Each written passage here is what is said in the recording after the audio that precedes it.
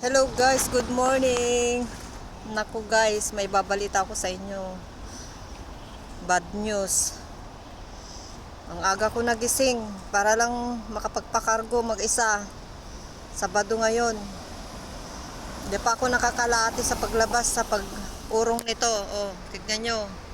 Anong nangyari? Yan oh. Yung gulong niya. Yung gulong. Makita nyo ba yung gulong niya? Ayan o, palpak na naman guys. Lagi na lang ako napapalpak. Sabado na naman nung day off ko, napalpak yung lakad ko. Ngayon, palpak na naman ulit. Pagpakargo ko. So, kanina pa ako napatulala dito. Nag-iisip ko anong gagawin ko. Si malayo dito, walang bus, walang taxi. Hindi pa ako nakakalate. Yung building namin dyan lang. Alas 8. So, ang naisipan ko na lang ngayon, di ko babuhat to kasi sobrang bigat. Nandito na kasi lahat ng mga mabibigat eh.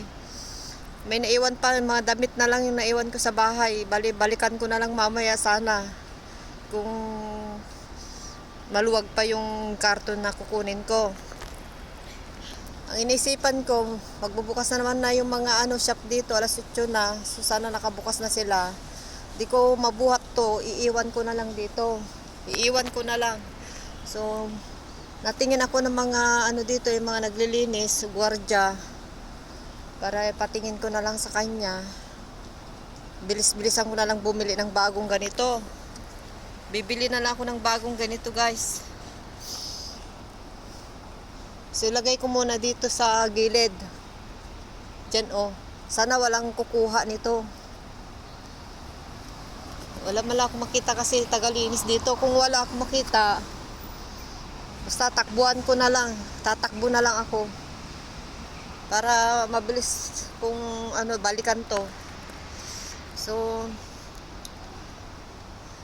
hilain ko to guys. Ewan ko lang kung mahila ko pa. Ayan. Allah, Diyos ko Lord. So, hindi ko natatanggalin dito yung niya para alam nila na nasiraan ako at bumili ako ng bago. Hindi ko natatanggalin tong cart niya, tong may gulong. Ito yung lagayan niya para alam nila na nasiraan ako. Wala pa akong makitang dito eh. Lagay ko na lang muna dyan sa gilid dyan oh. So bitbitin ko lang hanggang dyan. Dyan sa may lamesa, dito sa park na yan.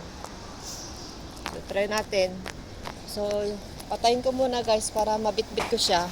Ilagay ko muna sa gilid at bibili ako ng ganito. No choice guys, no choice. Bibili tayo mga $70 o kaya $50. Sana makakuha tayo ng tigi $50. Kasi mahal din ang ganito. Ay, meron pala ako nasa loob. Kailangan ko tanggalin to. Ilagay ko dyan. Kukunin ko yung nasa loob.